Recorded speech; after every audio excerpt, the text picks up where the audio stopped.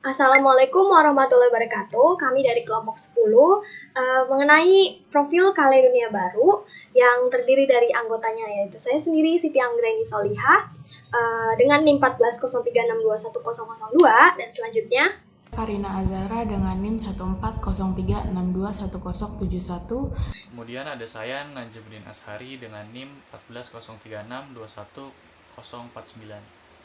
Ya, profil Kaledonia Baru ini membahas yang pertama adalah ibu kotanya, yang kedua itu ada sistem pemerintahannya, yang ketiga ada struktur masyarakatnya, yang keempat itu ada mata pencahariannya, yang kelima atau yang terakhir itu ada komposisi jumlah penduduknya. Nah, baik, pembahasan yang pertama yaitu mengenai ibu kota yang akan dijelaskan oleh saya sendiri, yaitu Kaledonia Baru adalah sebuah departemen luar negeri miliknya Prancis. Dengan kata lain, Kaledonia Baru ini berada di bawah negara Prancis, yaitu merupakan negara kolonisasi. Nah, wilayah ini itu terletak di sebuah benua Melanesia di Samudra Pasifik sebelah barat daya tepatnya.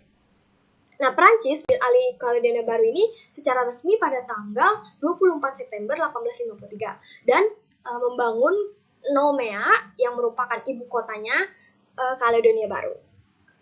Saya akan menaikkan sebuah video yang memberikan gambaran terhadap ibu kota Kaledonia Baru. Orang Eropa pertama yang mengunjungi Kaledonia Baru adalah Kapten James Cook. Kemudian ia menamainya Kaledonia Baru. Bangsa Prancis mulai menguasai kepulauan ini pada tanggal 24 September 1853 di bawah pemerintahan Napoleon III. Kemudian membangun sebuah ibu kota yang bernama Port-de-Prince yang sekarang dikenal dengan nama Nomea, yakni ibu kota dari Kaledonia Baru. Pembahasan selanjutnya yaitu mengenai sistem pemerintahan. Nah, berdasarkan komunikasi yang disampaikan oleh pemerintah Prancis, PBB ini tuh memasukkan Kaledonia Baru ke dalam daftar wilayah yang disebut dengan Non-Self-Governing Territories atau NSGT pada tahun 1946, di mana artinya itu Kaledonia Baru adalah negara yang berada di bawah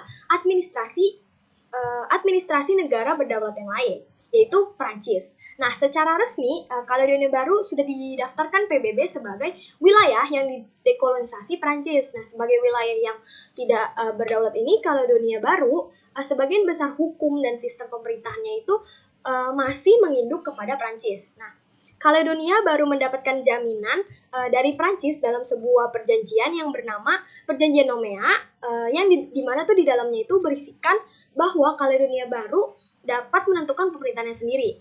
Maka pemerintahan Kaledonia Baru memiliki kelembagaan politik, yaitu sebagai berikut.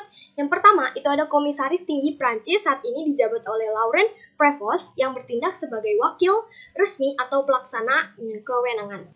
Komisaris Tinggi diangkat oleh Presiden Republik Prancis berdasarkan masukan Menteri Dalam Negerinya dan Menteri Seberang Lautan.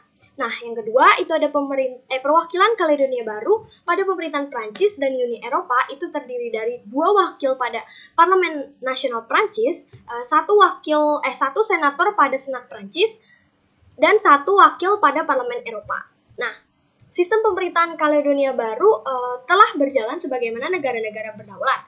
Nah, ada pemerintahan Kaledonia Baru, ada pemerintahan di tingkat provinsi, dan ada juga pemerintahan di wilayah administrasi yang lebih kecil yang disebut komunal. Kalau di Indonesia itu dicerminkan kepada kota atau kabupaten. Nah, pemerintahan provinsi di Kaledonia Baru ini tuh terbagi menjadi 3, yaitu pemerintahan Kaledonia Baru bagian utara, selatan, dan kepulauan. Nah, pemerintahan provinsi di Kaledonia Baru itu memiliki wewenang yang cukup besar. Nah, masing-masing provinsi itu bisa memiliki kewenangan berbeda dari pemerintahan pusatnya. Nah, di samping itu ada Kongres Kaledonia Baru yang berperan sebagai fungsi legislatifnya. Nah, pemilihan kepala daerah pada tingkat komunal, provinsi, dan pemerintahan Kaledonia Baru dilaksanakan lewat pemilihan umum. Nah, terkhusus di level pemerintahan Kaledonia Baru ini tuh pemilihan presiden dilakukan oleh para anggota Kongres yang terpilih.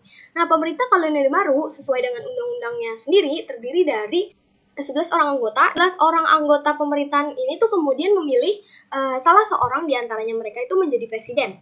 Nah, posisi presiden dan ke-10 orang pemerintahan ini tuh adalah kolektif kolegial. Artinya, presiden itu tidak lebih tinggi hak hierarkinya daripada anggota-anggotanya. Sistem penentuan presiden itu tidak seperti di Indonesia. Jika di Indonesia ini kan presiden itu dipilih terlebih dahulu, baru presiden memilih pembantu-pembantunya kan.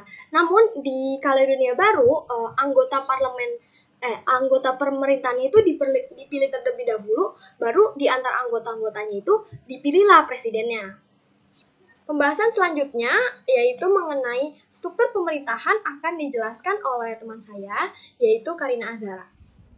Baik, saya akan menjelaskan tentang struktur masyarakat di Kaledonia Baru. Budaya mereka yang berbeda telah memunculkan dua cara hidup yang berbeda, yang dikenal sebagai Kanak dan Kaldoche. Orang-orang keturunan campuran cenderung menganut satu atau yang lain. Identitas Kanak didasarkan pada keanggotaan klan, jaringan aliansi keluarga, dan hak tanah tertentu. Cara hidup Kaldoche pada dasarnya terintegrasi ke dalam ekonomi tunai.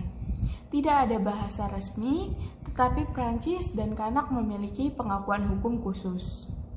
Sekitar 30 bahasa Malaysia digunakan. Kebanyakan orang Malaysia mahir dalam lebih dari satu bahasa. Gereja Katolik Roma mengklaimi setengah dari populasi sebagai penganutnya, termasuk hampir semua orang Eropa, ASEAN, dan Vietnam, dan setengah dari minoritas Malaysia dan Tahiti. Selama 4 dekade pertama abad ke-20, populasi Malaysia cukup stabil, tetapi pada pertengahan tahun 1980-an, jumlah berlipat ganda. Migrasi masuk dan keluar dari Kaledonia Baru telah menjadi faktor penting dalam ukuran komunitas non-Malaysia. Sekitar 3/5 dari orang-orang tinggal di wilayah metropolitan Nome yang sejak tahun 1965 telah diperluas untuk mencakup kota madya Dumbai, Mondore, dan Paitan yang berdekatan. Mereka terlibat terutama dalam pertanian subsistensi berdasarkan budidaya ubi jalar, talas, dan pisang. Populasinya hampir seluruhnya Malaysia di Kepulauan Loyalitas, Les Despis, dan Kepulauan Bele. Baik, selanjutnya saya akan membahas tentang mata pencarian penduduk Kaledonia Baru. Mata pencarian penduduk Kaledonia ini adalah peternakan, perikanan, agrikultural, industri nikel, industri agro, industri perikanan, industri pariwisata, dan konstruksi. Suku Kanak di Kaledonia Baru menghasilkan pertanian berupa ubi dan taro untuk konsumsi lokal. Produksi dalam negeri ini dilengkapi dengan produksi kopi untuk konsumsi lokal dan ekspor. Sebagai ekonomi kolonial yang bertumpu pada 3 pilar, yaitu peternakan, pertambangan, dan ekspor-impor, peternakan bukan mata pencarian penting lagi di Kaledonia Baru, karena hanya menghasilkan 2% dari produk domestik bruto. Sedangkan sektor pertanian penting di Kaledonia Baru karena membenarkan penduduk Eropa atas luas tanah yang diklaimi oleh suku Kanak. Kaledonia Baru adalah sumber nikel yang kaya, mengandung 20% cadangan nikel dunia, dan biji nikel mewakili 80% ekspor wilayah tersebut.